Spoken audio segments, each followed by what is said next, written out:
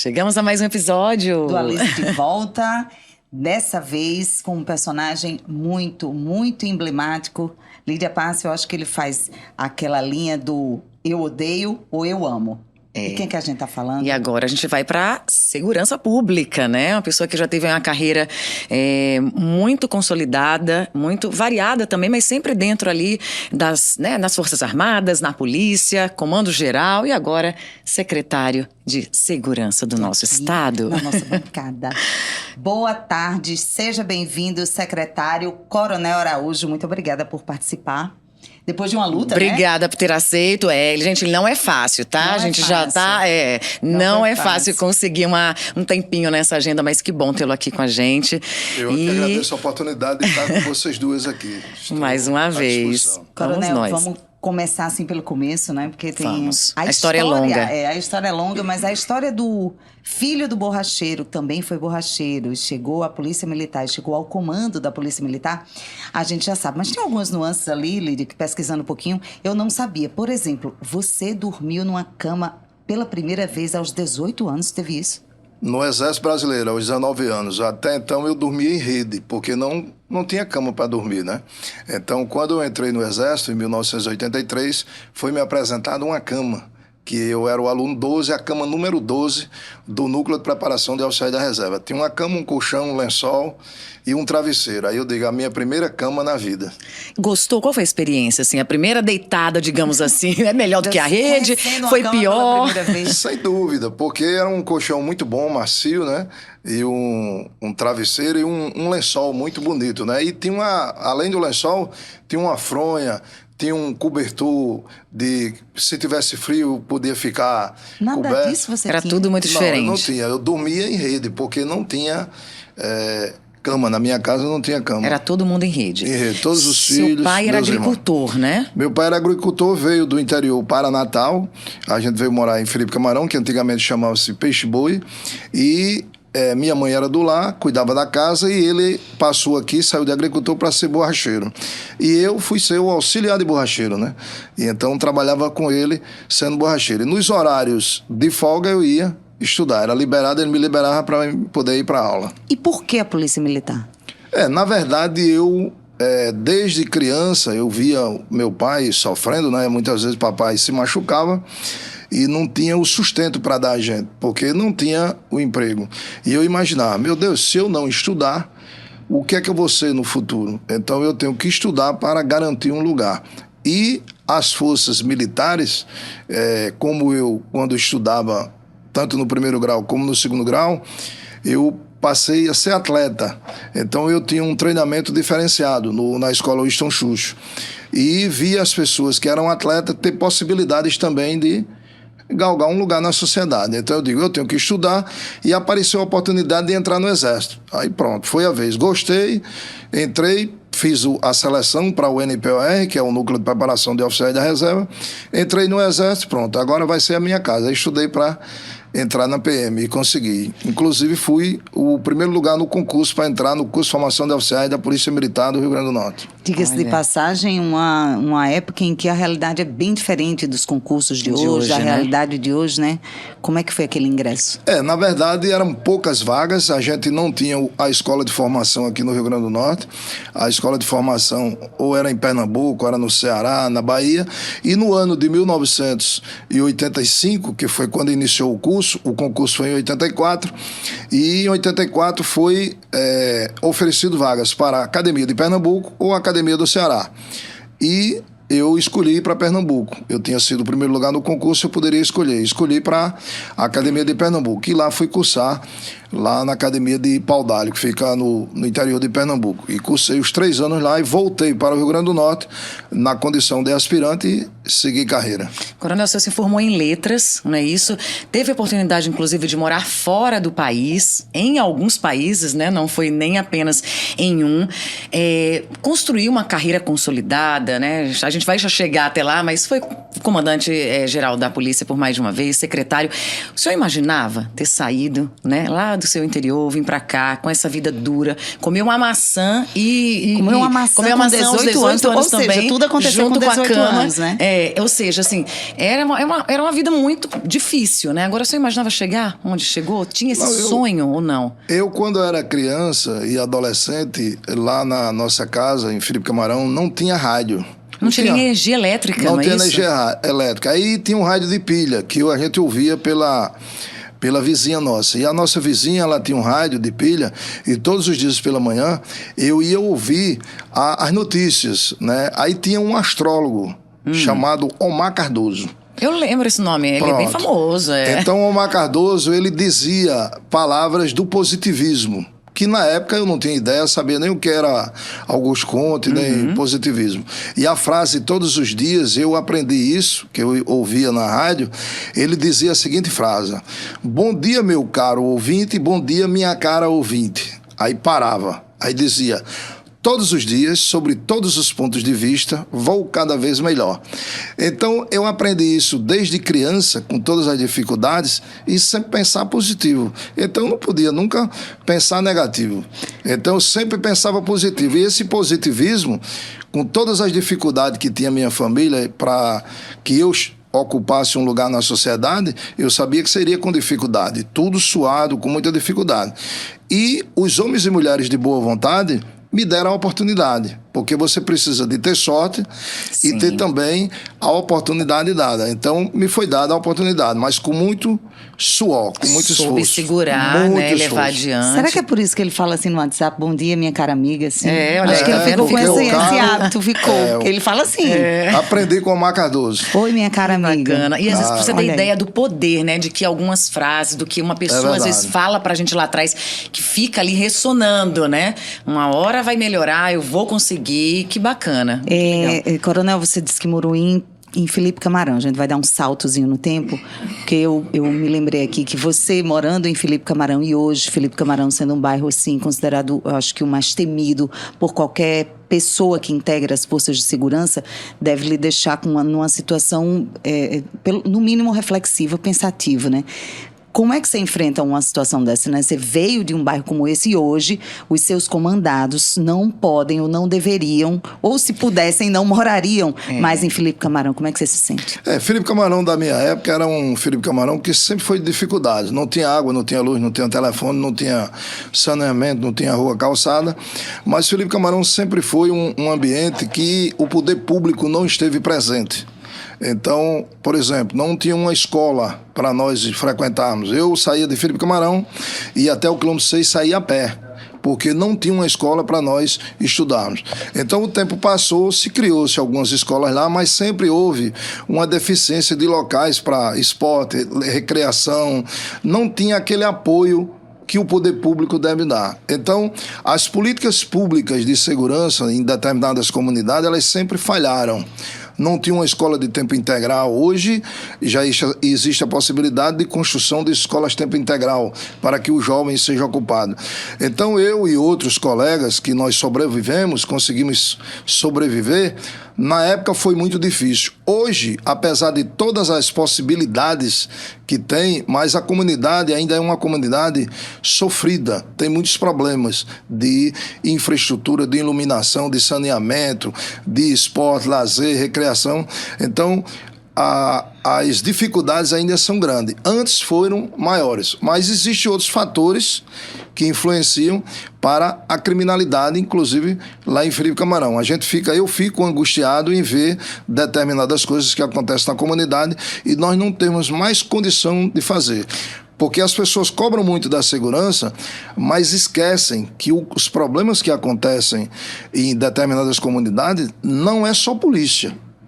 Precisa do poder público chegar presente também. E geralmente sobra para a polícia, sobra para a segurança resolver o que as outras instituições não conseguiram resolver. Inclusive a própria família, o cuidado, o zelo. Como eu disse, meu pai e minha mãe, meu pai era borracheiro, minha mãe era do lar, mas me educaram com muito zelo, com muito cuidado. E hoje, muitas vezes, os pais, os avós não cuidam dos seus filhos, né? Proporcionaram a questão da educação, Da né? Que aquilo educação iria é mudar muito a forte, vida, né? muito Agora, forte. o senhor concorda com a frase, né? Que muita gente hoje fala, onde o governo não está presente, o senhor hoje acaba sendo o governo também, o tráfico acaba se instalando, acaba tomando de conta. Hoje, Felipe Camarão, um desses bairros, a gente viu algumas mortes, né, inclusive de policiais, meio que sendo também expulsos ali do bairro, porque eles não querem a presença da polícia ali, né? Ainda mais moradores. Te entristece esse tipo de situação no bairro onde já foi o seu? Sem dúvida. Olha, o Brasil é um país com 8 milhões e 500 mil quilômetros quadrados. É um continente. Então, o Brasil não produz cocaína, mas entra uma grande quantidade no Brasil. E vem a todos os estados, a todas as cidades. E chega aqui também no Rio Grande do Norte. Então, a polícia ostensiva e a polícia judiciária, a polícia civil e a polícia militar na parte ostensiva, ela trabalha na miudeza. Nós trabalhamos na miudeza. No retalho, como se diz. A droga, nas grandes quantidades de droga que atravessa a fronteira do Brasil, ou na parte aérea ou parte terrestre, ou que vem pelo mar, então chega a droga. Então a droga, ela fomenta a criminalidade sobre todos os aspectos. Então, essa quantidade de droga que entra no Brasil e que nós não temos estrutura, o poder público brasileiro É verdade. não é tem só algo, a gente condições está falando aqui do Estado, né? de fazer o enfrentamento, termina sobrando nas comunidades. Por exemplo, Natal tem um porto, Areia Branca tem um porto. É público e notório que é divulgado, vez por outra, toneladas que passam pelo porto. Isso foi as que foram... Que descobriram, né? Fora as que chegar. passou e que ninguém não viu. Eu queria perguntar por que agentes de segurança, por que Felipe Camarão? Você chegou a essa resposta? Não, todo o trabalho, nós estamos inclusive com uma força-tarefa chamada Operação Paz. Essa força-tarefa, ela é patrocinada pelo Ministério da Justiça, onde tem policiais civis e policiais militares, os policiais civis trabalhando na parte de investigação e os policiais militares fazendo a parte ostensiva. No local onde tem mancha criminal, com maior quantidade de homicídios, então, essas forças estão atuando para inibir esse tipo de crime, não só em Natal, mas em algumas cidades da região metropolitana e também em cidades do interior. Esse trabalho é justamente para quê? Para tentar reduzir esse tipo de delito, como o homicídio. E lá em Felipe Camarão, vários policiais, inclusive policiais da reserva que moram lá, foram vítimas desses criminosos, sim, dessas organizações criminosas. Mas um bom número deles já foram presos, outros existem inquérito, investigações, com mandados de prisões, e nós estamos, vamos dizer, diariamente fazendo operações e prendendo esses infratores. Nós acreditamos que iremos reduzir esse índice de criminalidade, principalmente lá na comunidade de Felipe Camarão, que é pessoas honradas e dignas que moram lá, trabalhadores, e que não podem ser rotulados como um local de criminalidade. A gente imagina que deve ser fácil, né? Morar num lugar assim, onde as regras são outras, as leis do tráfico, né? Medo, acabam... Deve ser uma exposição. Não é fácil. Não deve ser fácil para quem quer garantir a segurança das pessoas, né? Sai de casa todo dia para proteger o cidadão, voltar para casa e não se sentir protegido. Coronel, vamos voltar um pouquinho do tempo em que você fazia parte disso, né? Você foi pra rua, você tem uma pecha, assim, vamos dizer, né? Uma fama de operacional. Sempre foi assim? Você sentia que essa parte operacional, assim, era mais parecida com você? E gostava? É porque como eu, vamos dizer, quando eu era muito jovem, adolescente, eu trabalhava em serviço pesado. Carregar pneu de caminhão. Lá na borracharia. Era um pesado. Então eu sempre tive predisposição a trabalhar. Mas para ficar no escritório não ia rolar. A resistência à fadiga, né? De estar no sol, no calor, naquela luta. E a polícia, né, estar fardado e exercer a atividade, eu sempre me senti bem estar junto com o policial que estava fazendo a operação. Comer a comida que ele está comendo, a quentinha, uma espiga de milho na rua, a gente trabalhando, né? Então, esse tipo de coisa é uma satisfação em trabalhar. E o policial, ele se sente prestigiado quando um comandante dele, que seja tenente, capitão ou major, esteja em operação juntamente com ele. Então, eu, por exemplo, em eventos carnavalescos, Carnatal, Carnavais, Operação Verão, sempre estive com os policiais. E sempre quando eu me dirigia ao policial, eu perguntava, já almoçou? Já jantou? Já lanchou? Sabe o que é isso, Como né? é que está a situação? Porque eu sempre vivi na rua. Então, isso aí é uma forma prazerosa de estar junto com eles, trabalhando com eles. E agora, como secretário, mudou muito? Qual foi a parte mais difícil, digamos assim? Porque agora o senhor lida de um lado, né, e do outro também. Tem que saber equilibrar ali os pratos. É mais difícil? Eu tenho que vir, por exemplo, hoje aqui conversar com vocês de paletó e gravata, que eu estava no expediente. Então, outros dias eu tenho que estar em eventos onde tem autoridades políticas, onde tem autoridades da República. Você ainda e usa até farda, não? autoridades Não vejo mais. estrangeiras. Você ainda usa farda? Não, eu já não uso só- mais, né? Não Tá usa lá, mais. guarda-roupa. Desde dezembro de 2014 que eu aposentei meu uniforme, que eu fui para reserva. Dá saudade? Eu Ou tá num lugar bom? Como é que o senhor eu sou coloca consciente que seu cumpri lugar a hoje? missão enquanto vestia farda. Agora, às vezes eu tenho que estar com a calça jeans e um tênis para estar numa barreira policial no período de eventos, um evento que tem no interior, aqui em Natal, região metropolitana, junto com os policiais. Aí eu tenho que trocar a vestimenta e está. Muitas vezes eu saio e no meio da rua, dentro do carro, eu troco de roupa para ir participar daquela Ou atividade. seja, continua operacional, né? tá, Não, tem que mudou. participar. Quando tem oportunidade. Tem que participar. Isso é bacana. Você já foi comandante-geral duas vezes, né? Atravessou 2 governos. Eu acho que ninguém conseguiu isso. E aí eu pergunto, mais fácil ser comandante-geral e lidar com aquela tropa ali, às vezes, insatisfeita, ou é mais difícil ser secretário mesmo? Mais fácil foi o dia de ontem, que já passou. Não, sem O frases. dia de Olha. hoje Não. é que é o dia mais difícil. Não. O dia de hoje é mais difícil. E o de amanhã É porque são ainda funções mais. bem diferentes, né? Hoje isso lida com a pressão da comunidade, a pressão governamental, a pressão... De São todos os pressões setores. O que diferentes. foi mais difícil para você? Não, é mais complexo a função de secretário porque nós estamos junto de 4 instituições.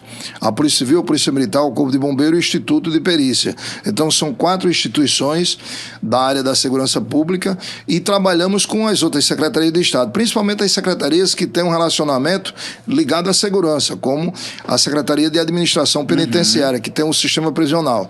Então, é mais complexo, mais trabalhoso e a gente passa praticamente 24 horas por dia ligado, atento. Toda a ocorrência que passa a gente fica sabendo. E eu tenho a alegria de dizer, e os policiais que estão me ouvindo, que vão me ouvir, sabem que, por exemplo, eu recebo mensagem do agente, do escrivão, do delegado, do soldado, do cabo, do sargento. O senhor recebe telefonema? Contando como está a história na rua, o que está acontecendo. Eu imagino como não é o telefone, né, do secretário. O senhor recebe telefonema de bandido, por exemplo, ainda? Já recebeu? Não.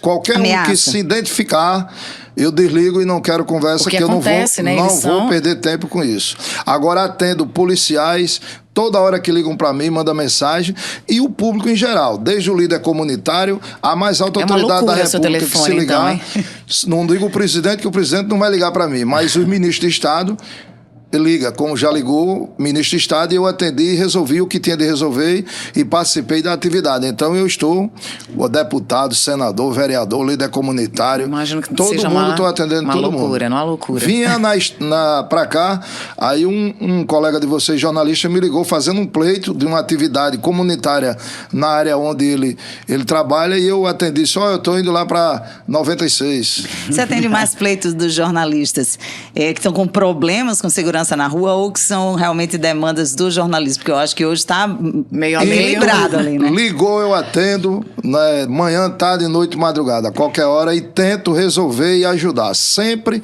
ajudar. Esse é o nosso lema. Secretário, e como é em casa? A família recebeu bem essas mudanças a partir de todo, né, durante essa sua história, digamos assim, né? À frente de instituições muito importantes. Ou entende essa ausência Acompanha, também? Desde meu pai, quando era vivo, e minha mãe, mãe, que eles tinham sempre esse cuidado comigo, né? De se expor, de ter o cuidado. E depois com a família, a esposa, os filhos, né? Toda a família, minhas irmãs, meus irmãos, sempre se preocupam, meus tios, meus primos, no cuidado, no dia a dia do meu trabalho, né? Minha mãe sempre dizia, meu filho, se alimente, durma na hora certa, os cuidados que mãe tem, né? Então, sempre esses cuidados tem. E eu, como policial a vida toda, né? Desde que entrei há 40 anos atrás, que eu procuro, vamos dizer, equilibrar a coisa. Nem tanto e nem tão pouco, mas participar de tudo e procurar me estressar o mínimo possível. Sempre eu levo a coisa no momento 2 minutos, 3 minutos estressado, depois a gente fica com essa Não é fácil imagem, não, viu? sentindo falta dessa imagem de um Araújo assim estressado, porque a gente convive sempre há vive muito mais ou tempo menos assim, né? tranquilo, recebendo as demandas, cabeça Eu imagino, fria. se fosse outro, já tinha não surtado, eu já tinha- tava Não louca. esquenta muito. Mas aí eu queria saber de você, existem momentos assim, realmente assim, que você Falou assim, o que eu tô perde, fazendo aqui? Assim, Não quero mais isso pra minha vida acontecer. tá bom de parar Já né? deu essa brincadeira. há momentos de uma angústia muito grande de você querer fazer e não poder, até pelas limitações de efetivo, de dinheiro para fazer as coisas, né? A pressão de todos os setores, de todos os lugares, porque quando tudo dá errado, a culpa é da segurança pública. Sim. Se culpa a segurança pública. Mas o que faz a gente sempre manter o ânimo é o espírito de sacrifício de todos os policiais, de todos os bombeiros, de todos os servidores do Instituto de Perícia, policiais civis, policiais militares, bombeiros militares. Então, eu encontro muitos policiais da reserva e policiais da ativa que eles dizem a mim que se sentem felizes em estar trabalhando. Então isso me motiva muito. E eu recebo ligação de muitos deles agradecendo determinadas coisas que eles lutaram e que a gente conseguiu lutar junto com eles, como uma lei de promoção, uma melhoria do salário, um veículo novo, um equipamento. Eu passei um dia desse, um policial bateu na cintura e fez o sinal que estava com a pistola. Eu olhei para ele e disse, novinha, é daquelas que chegou. Ou seja, é o grau de satisfação da gente saber que a gente trabalhou e conseguiu colocar aquilo na mão do policial que ele está trabalhando e se sentindo satisfeito. Mas eu imagino que em alguns momentos lidar com a crítica, principalmente da imprensa, alguns colegas, né, que chegam um pouco mais duros nessas críticas, né, alguns apelidos, né, algumas performances. Isso irrita você? De hipótese alguma. Inclusive, tem comentários que quando eu não recebo comentários assim durante a semana, eu fico triste. Esqueceram de mim? Será que Como? esqueceram de mim? Então, Falei mal, mas falem de mim. Eu procuro, como se diz, Eu sabia que você ia dizer assim, que estava tudo compreender tranquilo. pelo seguinte, porque é uma profissão. Cada um tem a sua atividade. Então, com a crítica, a gente melhora. Cresce, Quando né? eu recebo uma crítica e eu vejo que realmente eu preciso melhorar naquele ponto, eu vou lá e melhoro. Quando eu vejo que é uma crítica injusta, eu fico rindo. Não, isso é normal, eu compreendo Deixa e quieto, tal. daqui a pouco mas passa. jamais... Nunca perde a cabeça. Nem hipótese alguma. mesmo? Você Eu tenta aproveito segurar. para brincar e dizer, mas rapaz, não falaram mais de mim. Você precisa segurar a onda assim de quem está ao lado de você, ou seja, os ânimos ao seu redor em relação às críticas são piores? Algumas pessoas me procuram e dizem o seguinte, mas rapaz, Eu não fulano aguentaria fez isso, isso, né? Eu não fulano fez aguentaria. isso. Como é que você aguenta? Fulano fez isso na TV, fulano fez isso no rádio, fulano escreveu no jornal, disse um negócio, isso é um absurdo. Eu digo, meu amigo, é o papel de cada um.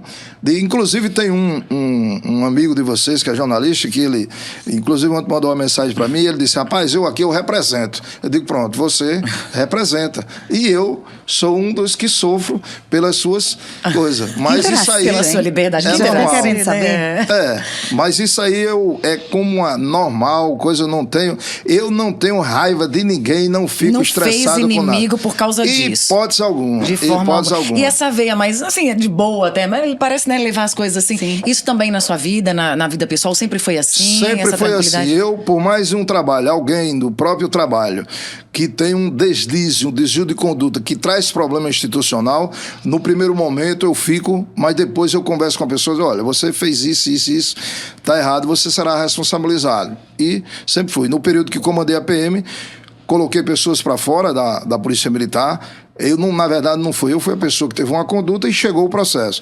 Da mesma forma, no caso de secretário, também já houve pessoas que foram demitidas, que tinham carreiras de Estado e perderam o cargo por desvio de conduta. Eu faço sem ter raiva, A culpa não foi minha, né? Foi a direcionada pessoa e que nada. fez e pronto. E qualquer pessoa que me critica, manhã, tarde e noite, eu compreendo que as pessoas públicas sempre tem alguém que critica. Vão ser Não alvo, né? É normal, é normal. Secretário, você teve à frente da segurança da Assembleia, né, durante um tempo, logo que saiu do Comando Geral, se eu não me engano, e de uma hora para outra, eu me lembro que seu nome surgiu muito forte para fazer parte do governo da professora Fátima, sendo ali, chefiando ali a cúpula de segurança. O senhor estava por trás da elaboração daquilo tudo? Como é que as pessoas tinham esquecido mais ou menos o Coronel Araújo, de repente o Coronel surge secretário. Como é que foi aquela transição ali? Não, na verdade, eu sempre, vou dizer aqui uma palavra muito simples, eu sempre fui profissional. Eu estudei, me preparei, fiz cursos no Brasil, fora do Brasil, eu sempre me preparei para a segurança pública. E fui às universidades com cursos de graduação e pós-graduação, então eu sempre me preparei. E quem se prepara sempre pega o princípio da oportunidade. Chegou a oportunidade e você está à disposição. E, como eu disse, homens e mulheres de boa vontade sempre me ajudaram. Então as pessoas foram generosas comigo. Sempre as pessoas foram generosas. Porque para quem nasceu em São Bento do Trairi, com muita dificuldade, na cidade pequenininha do Rio Grande do Norte, vim morar em Peixe Bom, em Felipe Camarão, e eu consegui andar no mundo, foi a generosidade das pessoas. Sempre Deus me protegeu, me deu a proteção e a generosidade dessas pessoas. Então, foi quando o doutor Iberê, quando foi governador do estado, me chamou para assumir o comando da PM. Depois, a doutora Rosalba Ciarline. Doutor Iberê era do PSB, um partido ligado à esquerda, da professora Vilma.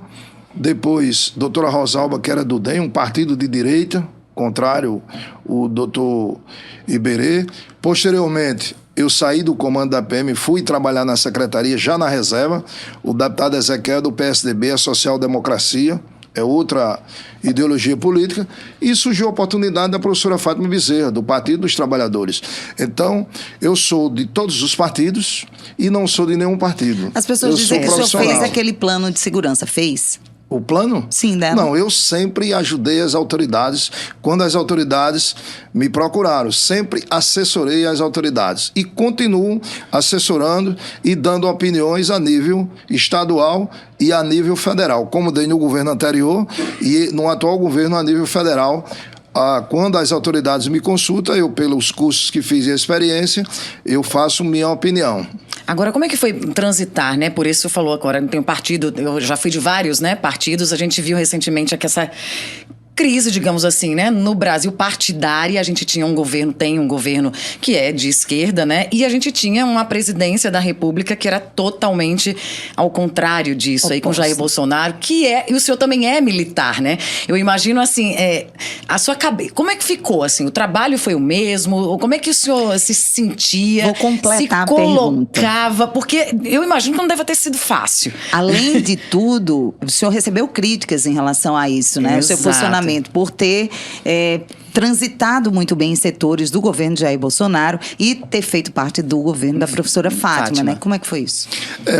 O princípio é o bem comum. Santo Tomás de Aquino, bem comum. Então, Santo Tomás de Aquino disse o quê?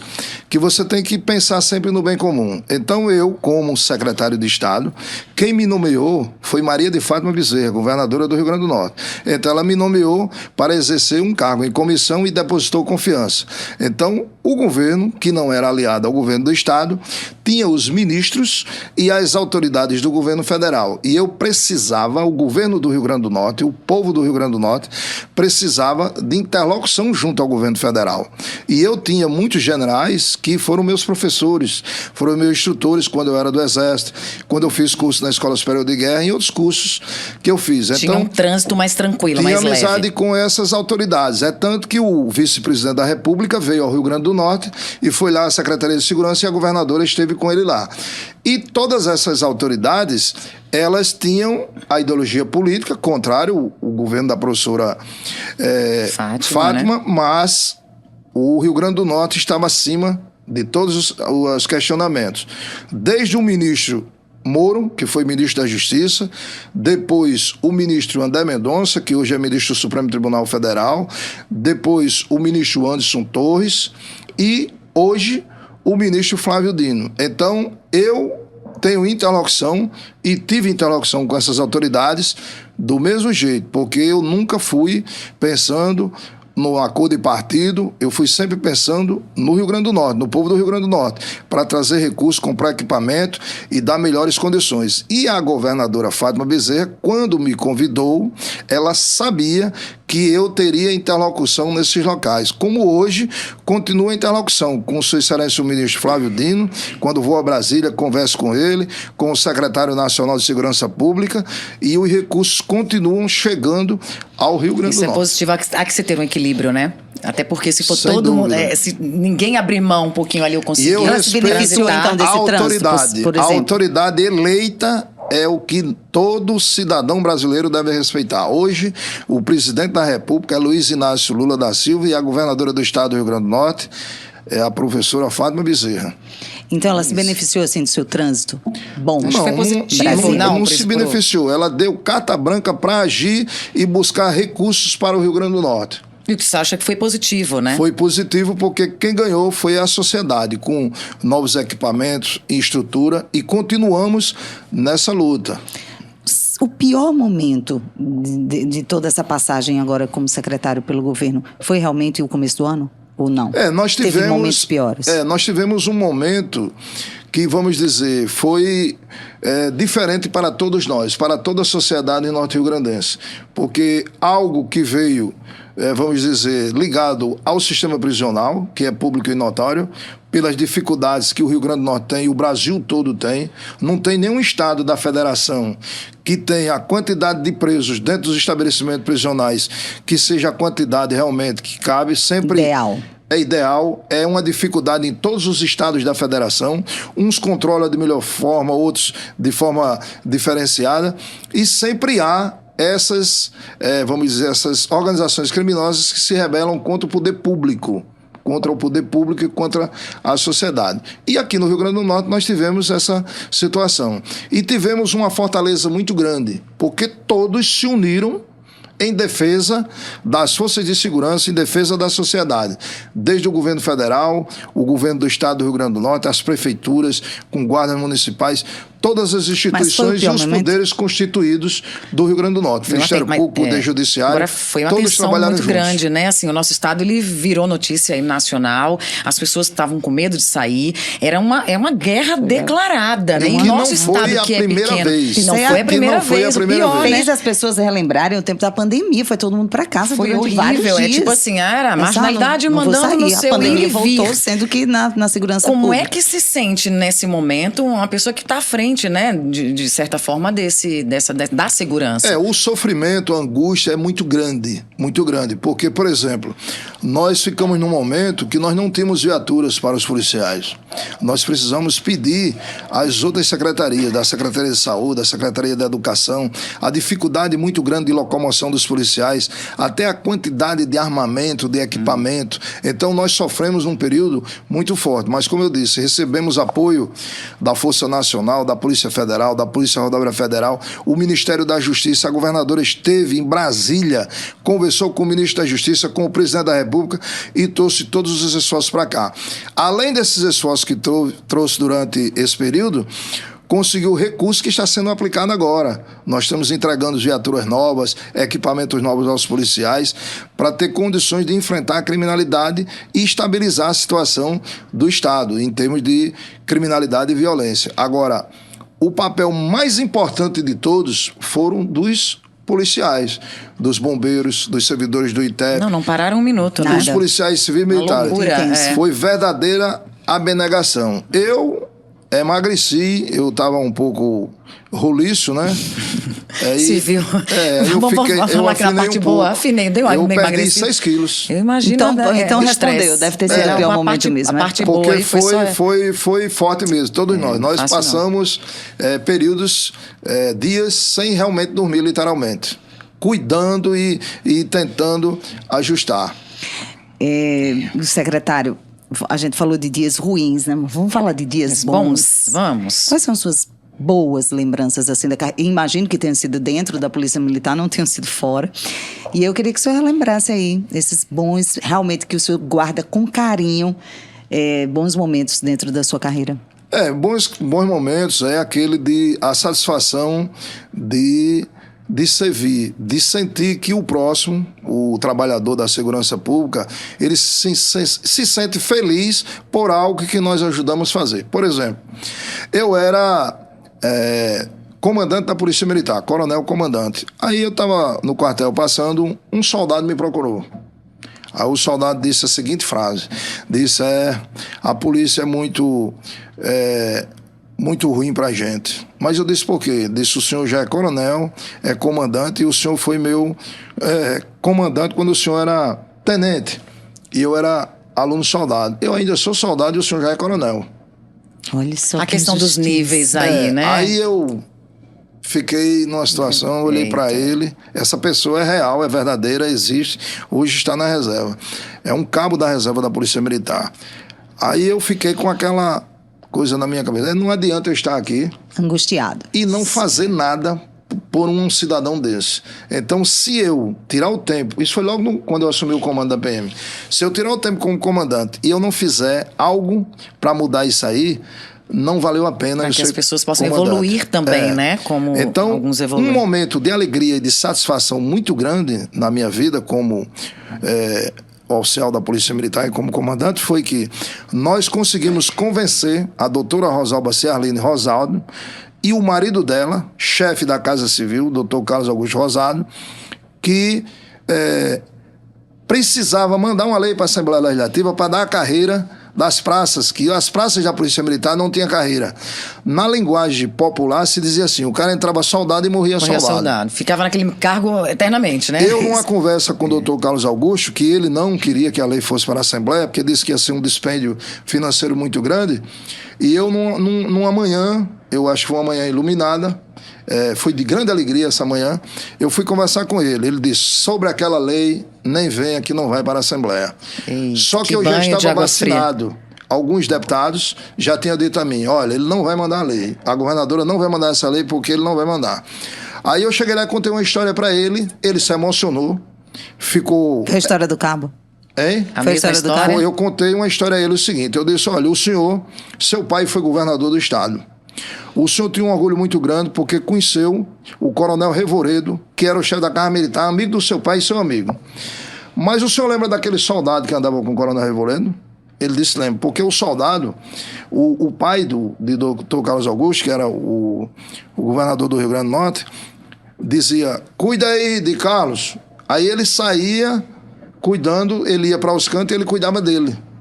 Aí eu disse a ele, disse, olha, aquele soldado entrou soldado e morreu soldado. Sabe por quê? Porque não existia essa lei. Então o coronel Revoredo foi para a reserva como coronel, o senhor conheceu, mas o soldado morreu soldado. Se essa lei for para a Assembleia e for aprovado, o senhor vai possibilitar um avanço, esse soldado não morrer morrer mais como soldado. Aí ele olhou assim para mim e fez assim, Araújo, você tem muitos defeitos, mas você tem suas virtudes e supera seus defeitos. Bota o almoço que nós vamos almoçar junto. No outro dia a lei estava na Assembleia Legislativa. 2 semanas depois os deputados votaram e aprovaram e a governadora sancionou. Se criou a carreira das praças, como hoje todo praça que entra na Polícia Militar sabe o dia que será subtenente e finalizar. Poder de persuasão aí vem pela parte sentimental da alegria que não coração, tem, né, também. Não tem dinheiro que pague, é uma satisfação. A mesma coisa o subsídio e outras leis, mas essa era que a praça não tinha carreira. Eu imagino que realmente tenha sido uma alegria assim, muito grande. Eu me pergunto assim, como é que o senhor vê a carreira da Polícia Militar, né? Principalmente o oficialato, de quando o senhor entrou para agora, né? Mudou muita coisa, e o senhor mesmo dizia aqui um pouco, antes da gente começar, que as pessoas tinham essa ideia, não tem o que fazer, vai para a Polícia Militar. Hoje mudou bastante, né? O senhor até também o ingresso é diferenciado, né? Em épocas antigas, as pessoas diziam às famílias, quando alguém não prestava para nada, coloca na polícia. E a polícia era a Polícia Militar, que eram os homens que vestiam farda. Então, com a evolução do tempo foi mudando. Hoje, para se entrar na Polícia Militar é um concurso muito difícil, muito concorrido. Aparece 1.000 vagas, entram 40 mil, 45 mil candidatos para um curso desse. Estou falando na Polícia Militar. Polícia Civil a mesma coisa. Para escrivães, delegados e agentes também, para os servidores do ITEP, o bombeiro, todos eles. Então, as carreiras hoje, típicas carreiras de Estado, da Polícia Civil, Polícia Militar, Bombeiro e ITEP, elas são muito concorridas. E hoje, a obrigatoriedade do 3º grau, com a evolução das faculdades, das universidades, então, o ingresso dá-se com o 3º grau, não é mais o 2º grau ou o 1º grau como era antes. E agora com bacharelados específicos. Específico para no caso de oficial. E eu me lembro que em épocas passadas, 30 anos, 40 anos atrás, muitos soldados entravam, eles não sabiam ler nem escrever. Então era uma realidade diferente. Então hoje é outra realidade. Então hoje as forças de segurança do país, as instituições federais, estaduais e municipais, elas têm uma massa crítica diferente. É tanto que antes a obediência cega da hierarquia e da disciplina, ela existia. Hoje é uma obediência reflexiva, porque a cultura, o nível cultural de um ingresso do servidor é diferente. Agora, o que nós precisamos nas instituições de segurança pública é o grau de profissionalismo, não só o grau cultural de ingresso. A pessoa se conscientizar que é dedicação, né? Que o sentimento de pertinência, de pertencer a uma instituição e dar um valor àquela instituição a qual ele pertence. E ser como o poeta, né? Que diz que tem que ter aquela chama no peito. E que a chama do peito seja desde o primeiro dia que ingressar até o último dia de vida. Nunca esmoreça, né? Qual foi sua chama no peito, assim, para o senhor saber que seria uma carreira diferente dentro da Polícia Militar? Posso dizer que foi sua passagem pelas missões de paz fora do país? Isso eu ia perguntar assim? Muito bom que a gente conhece, né? O senhor esteve na África, né? Isso, na missão de paz. Falou um pouco sobre sua missão, mas isso também acaba te fazendo olhar, enxergar o outro, né? De uma outra forma, de uma forma mais empática. A missão de paz, ela tem um caráter humanitário muito forte, porque as pessoas, na época, em 1994, em Moçambique, era o país mais pobre do mundo. Isso foi ajudar o quê lá? Eleições? Nós trabalhamos na parte de polícia e também trabalhamos na parte de eleições. Lá teve a eleição, em Moçambique teve a eleição de Joaquim Chissano, que foi o candidato a presidente, e de Nelson Mandela, na África do Sul, depois que ele saiu da prisão, né? Então, eram os dois candidatos a presidente. E nós trabalhamos no período da eleição, como observador eleitoral. E no período normal, na atividade de polícia mesmo, na República de Moçambique. Então, as desigualdades sociais lá eram muito maior do que as nossas. Nós dizíamos que aqui, uma dificuldade no Brasil, lá era... O que mais chamou a atenção no dia a dia? Muito mais difícil. Então, nós trabalhamos nisso aí, ajudando as pessoas. Aquela parte humanitária, vendo que aquele humano que estava lá, ele realmente era sofrido. Ele não tinha água, ele não tinha alimento, ele morria de fome, ele morria de sede. Ele não tinha remédio para curar determinadas doenças simples, que aqui se cura com um determinado medicamento. Então, isso aí fez cada vez mais a gente entender e o compromisso de ajudar as pessoas. E saber que aqui no Brasil, apesar de todas as dificuldades e todos os problemas, menos sofrido, né? Aqui é melhor, aqui é uma terra abençoada. O Brasil é uma terra abençoada. Porque vê fora, quando chega aqui, vê grande lá, viu? outra realidade. É outra realidade. Virou mais ou menos uma condição para ser comandante-geral, porque eu acho que os outros foram sendo boinas também. A missão de paz, ela... lhe proporciona, assim, a gente convive com pessoas diferente. de 35 países. Lá em Moçambique tinha 35 países. Então a gente pega uma experiência de vida diferenciada. A gente vai para a universidade e estuda a teoria na universidade, mas o jornalista, ele só é jornalista quando ele sai da universidade, vai para a prática. Lá redação para a rua. Então, depois vai para uma redação que aprende. Nós a mesma coisa. Então, lá realmente era a praxis. A teoria e a praxis. A praxis estava lá, a gente saiu do mundo das ideias para a praxis. E o sofrimento daquelas pessoas. Então, a gente veio cada vez mais comprometido em servir. Então, as pessoas que passaram por missão de paz sempre galgaram uma boa colocação no âmbito da segurança pública nos seus respectivos estados. Além Foram disso, comandantes, secretários. E voltam pessoas melhores também? Também, porque lá a gente se coloca cada vez mais humano. A gente sente cada Dá vez mais valor, humano. tudo, né, eu acho. Existem militares hoje, né, enviados pelo Rio Grande do Norte. Existem fora, no oficiais estado. cumprindo missão fora do país, prestando relevante serviço à paz mundial. E ficando mais humanos. Vão voltar agora, vão voltar Outras mais pessoas, né? humanos. Vão voltar mais isso é humanos. bacana. Secretário, Importante. a gente fica pensando, governos, todos, a gente vê um esforço coletivo, não? Nenhum governo entra e sai sem melhorias e sem trabalhos em relação à segurança pública. E a gente vê esses governos tentando trazer mais viaturas, a gente vê sempre mais ou menos os mesmos esforços, né? Mais viaturas, mais equipamentos, a abertura maior de Armamentos, concursos, né? armamentos, promoções, mas em algum momento parece que isso nunca é suficiente. Por que essa sensação de que esses esforços não são suficientes para a gente sair aqui e garantir que não vai ser assaltado?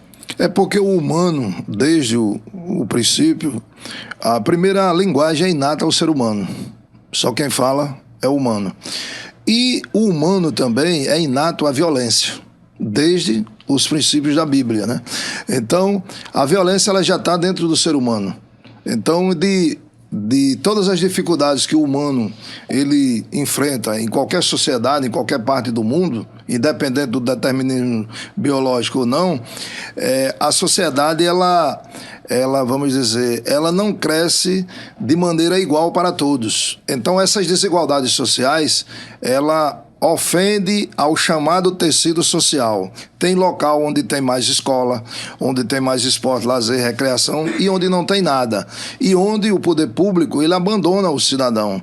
O cidadão, ele às vezes não é nem cidadão, porque ele não tem nenhuma carteira de identidade. Nem o básico, né? Nada, ele não tem nada. Então ele não é nem quase cidadão. Como é que você faz para que essas pessoas, por exemplo, elas confiem mais nas instituições de segurança do que nas milícias, em tudo que é armado, né? Que monta-se um poder paralelo em relação a isso. Falo muito das comunidades, né? Que É a uma gente tem, briga nas comunidades grande, né? isso acontece muito... É muito claro, né? Que a segurança quem dá é a milícia, é o tráfico, é o dono da situação. Precisa de alguma coisa, você não liga pro secretário, você não vai mais ligar pro 190, você vai ligar para o dono da boca, assim. E como fazer para que essa cultura venha se quebre, né? E isso não se fortaleça ainda mais? O poder público, ele tem que conseguir, as sociedades mais desenvolvidas na Europa e na América, ela tem uma coisa diferenciada, porque o poder público chegou com a idade de cada lugar, né, de cada civilização, o poder público chegou, o desenvolvimento econômico chegou mais rápido, em tudo. Na educação, no desenvolvimento econômico, na civilização, né? E no lugar onde demorou chegar ou demora a chegar, os problemas sempre são maiores. Os problemas são maiores em todas as sociedades. Mas o poder público no Brasil, desde a colonização do Brasil, da época da capitanias hereditárias e da vinda da família real ao Brasil, que nós sofremos da civilização, a colonização. Então, há muita deficiência. E isso, no final, sobra para a segurança pública, sobra para a polícia, porque o poder público ele não tem a escola de tempo integral na comunidade, não tem esporte, não tem lazer, não tem recreação, não tem um acompanhamento do jovem. Aí aparece as organizações criminosas que adotam Mas o cidadão. você nisso, assim... E isso já se fala há muito tempo, já se sabe disso há muito tempo. Onde a educação não está presente, o lazer, onde não se tem o que fazer com essas comunidades, com essas crianças, com esses adolescentes, eles vão para o outro caminho, né? Agora, a gente não vê mudança, né? Isso aqui é o pior. Entra governo, sai governo, é basicamente a mesma coisa. E assim, o fortalecimento dessa prática. Enquanto não, isso, vou ligar para o dono da boca, vou ligar para o morro, vou ligar para isso. Mas a sociedade brasileira, com todas as dificuldades, a sociedade norte-riograndense, ela evoluiu muito e está evoluindo. Há melhorias em muitas partes, em muitos setores. Agora, como eu digo, não há como alcançar em tudo. Mas a gente vê, a gente sente, a gente anda em todos esses lugares, se evoluiu muito. desde um paralelepípedo, um asfalto, uma iluminação pública, o ambiente onde o cidadão vive, a escola. Então, há uma melhoria. Agora, A passos lentos, né? a passos lentos. Então, isso aí, a gente se fala muito em política de segurança pública e política pública de segurança. A política pública de segurança é mais importante do que a política de segurança pública. Porque se tiver Ela vai ser Que seria consistente, uma antes, né? comunidade, Depois, só pra tiver toda a chegar, né? infraestrutura, a polícia... outra- Agora, quando uma sociedade, com o amadurecimento da sociedade nossa aqui, precisa que a polícia esteja na igreja, a polícia esteja na escola, para garantir o jovem que sai de casa, que chega na escola com a mochilinha, com uma arma dentro ou com droga, e que precisa que a polícia esteja na escola, aí a sociedade ela não está evoluindo. A sociedade, Adoecida, ela não, né? a igreja, o padre para rezar a missa ou o pastor, precisa que uma viatura fique em frente à igreja. Então, Haja polícia, viu? Haja concurso. Secretário, E não como chega. lidar, por exemplo, com inconsistências da tropa, né? Eu falo mais em relação à Polícia Militar, porque a gente vê alguns envolvimentos, né? Ultimamente, por exemplo, o envolvimento de agentes de segurança, policiais, no tráfico de cigarros, né? Sem nota fiscal, enfim. Como lidar com essas inconsistências e essas frequentes denúncias em relação a isso? todas as profissões do mundo existe desvio de conduta. Em todas as profissões do mundo. Umas mais, outras menos. E o policial, que ele vive numa sociedade desigual, no dia a dia, enfrentando todas as angústias da profissão, muitas vezes o policial, ele tem um desvio de conduta. Então ele tem um favor, uma coisa que chega para ele de favor, e ele fica iludido e acha que aquilo é para sempre e vai naquela coisa. Então, todas as denúncias que chegam ao nosso conhecimento, de forma muito serena, nós encaminhamos para a apuração, tanto com a Polícia Civil como com a Polícia Federal e com o Ministério Público. Então, qualquer desvio que chegar, de imediato nós encaminhamos. E todas essas ações que foram feitas de policiais que foram acusados, eles foram responsabilizados, e os que ainda não foram responsabilizados estão sendo investigados.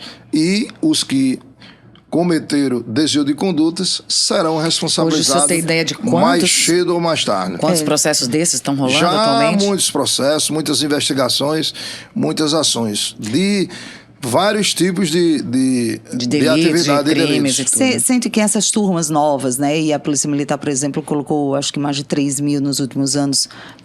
Acho que é isso, né? 2.000 e alguma coisa. 1.400. Vai colocar mais 1.200 agora. Nas ruas, você acha que essas pessoas mais novas, elas já estão começando a pensar diferente em relação a isso? Ou isso ainda é fruto de um começo de carreira? Não, o servidor hoje que ingressa na segurança pública, ele tem uma formação universitária diferente, né? Exige uma formação universitária. Então, é uma consciência maior. E o curso de formação vai ajudar a ele também ter um treinamento, uma qualificação, uma requalificação, e durante a vida, a carreira dele, ele vai se submeter a vários cursos. Então, para ele ter um desvio de conduta, pode acontecer dele ter o desvio de conduta como um ser humano tenha qualquer, mas ele vai ficar já, como se diz, vacinado, sabendo que ele pode perder o emprego e ele será responsabilizado, porque os que cometeram deslizes foram responsabilizados. Então ele vai estar mais consciente vamos dizer, do cargo público que ele exerce.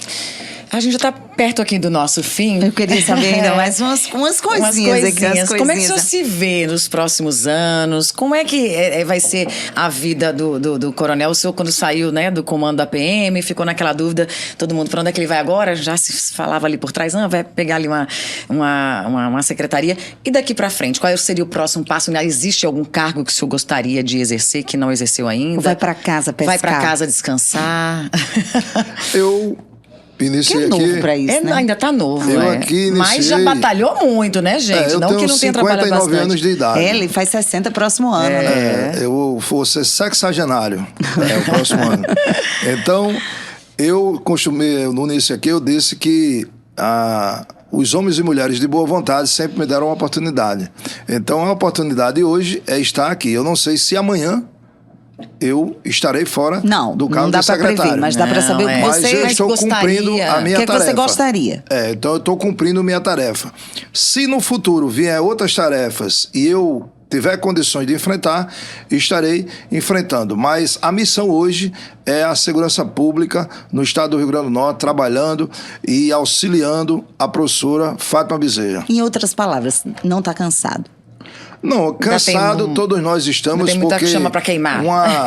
um dia de trabalho muito cansativo, mas revigora as energias. Por exemplo, hoje é um dia, uma tarde, eu vou falar uma palavra que as pessoas costumam falar, mas eu vou falar uma palavra muito importante. Hoje é um dia atípico.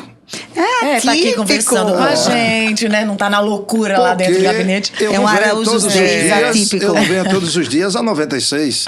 Então hoje é um dia atípico. Explicando o que é a tipicidade, né?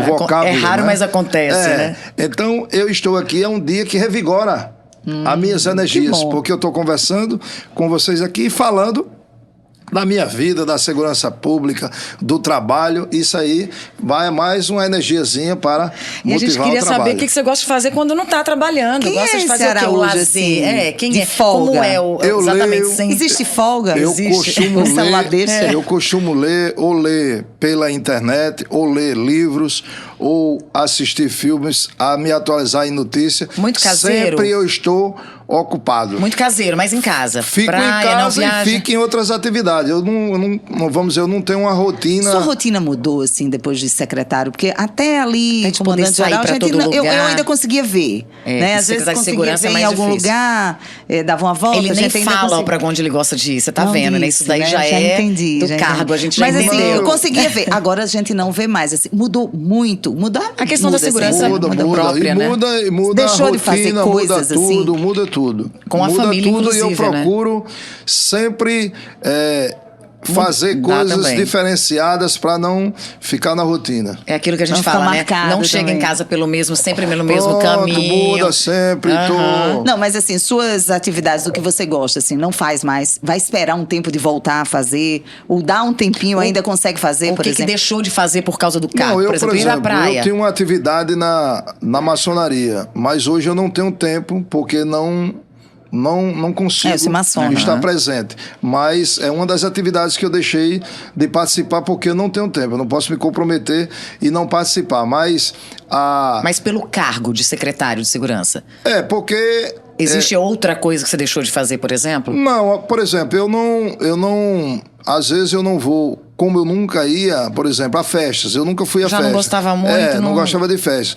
Mas eu evito também determinados eventos sociais, porque às vezes nós estamos em locais que há pessoas que estão naquele ambiente ali que podem ter problemas para a função nossa de estar ali. Então eu evito, sou comedido em determinado local, mas eu transito com todas as pessoas da sociedade, de todos os níveis sociais, não tenho problemas com ninguém. Mas eu sou muito reservado de não participar de, vamos dizer, festas, de ambientes, público, de negócios, né? não. Então assistir um show, dar uma volta Cineminha, assim, não tem mais é mais como. difícil. Uma volta como? Diga aí. Cinema, assistir um praia, show, teatro. Por todos os espetáculo, lugares, não. em Tem horários condições. Ele vai a paisana, totalmente diferentes. põe um bonezinho. Pessoas se encontram comigo, falam comigo. Fazer supermercado, nem outras pensar. não conhecem. Vou ao supermercado, ando no supermercado, olha, Faz tudo. eu participo de tudo. Dá pra fazer forma tudo isso? Dá para reservadinha. fazer tudo tranquilamente. Mas tranquilo ou com um certo receio ainda, assim? Não, eu sempre Ligado. tenho todos os cuidados e todas as cautelas, porque a minha profissão e a minha atividade hoje exige que eu tenha todos os cuidados e todas as cautelas. Embarcar e desembarcar sempre atento. Ossos do ofício, pegar essa né? carona E a gente quando ele vai... estiver saindo aqui, Vamos, que a gente vai fica mais aprender. seguro A gente já ouve aqui. muito falar, agora a gente vai ver na prática. Coronel, Chegamos ao muito fim. obrigada pela sua Gostamos participação. Doeu, foi Foi difícil. ótimo, tá vendo? Ó, nem foi tão complicado. difícil. Foi muito bom. Só não foi igual ao Araújo's Day. Esse é imbatível. O Araújo Day a foi gente vai se imbatível esforçar da porque próxima era um vez. O público Araújo muito Day foi grande, mais. né? E a gente também não tava, né? No A gente Araújo não Day. estava aqui A gente também. fez um Araújo Day hoje particular. Mas a felicidade de estar com vocês aqui, a alegria, né? Isso aqui é um momento único, né? De nós estarmos reunidos aqui. Nós somos pessoas humanas. Conversar também, esclarecer algumas coisas. As pessoas querem saber tem desse tempo, lado, né? Querem saber do que faz o coronel, de como pensa, e não daquela forma apenas institucionalizada que a gente está acostumado, né? Eu acho que isso é importante. Não É porque existe muitas tempo, vezes as né? pessoas olham pra gente e acham que nós não somos humanos. Somos uma máquina, né? E nós somos humanos, né? Nós somos humanos. Bastante, inclusive, né? Alguns somos a gente humanos. soltou Que bom muita pra coisa gente por aí, saber. cada vez mais. Muito Obrigada, obrigada, viu? Bom Eu que trabalho, agradeço. sorte no sucesso aí na vida pessoal, profissional. E venha mais vezes. Que Deus nos Apareça. proteja. Que não seja um dia típico de vir aqui. Não, Seja Não mais vai vezes. ser um dia típico, vai ser corriqueiro, comum. Amém, obrigada. Chegamos ao fim de mais um do Alize. Sensacional, né? Muito bacana. Muito bom. A Como gente... sempre, recebendo pessoas aqui que a gente sempre acha que vai agregar, né, de alguma forma, que vocês vão gostar de conhecer mais pessoalmente, não só profissionalmente. Esse é o nosso caminho, né? E se você ainda não está nos seguindo, vai lá no nosso canal no YouTube, você acha fácil do Alize Podcast, toda quarta-feira um episódio novo. Toda quarta-feira, 20 horas. Se não seguiu, segue. Se não comentou, No Instagram comenta. Vai também. lá, deixa sua notificação. Ativa o sininho lá pra gente, Exatamente. pra você ficar sabendo de tudo que a gente tá postando. Quarta-feira tem vídeo novo. Eu espero você. Muito obrigada pela audiência. Tchau, tchau. Tchau, valeu, até a próxima.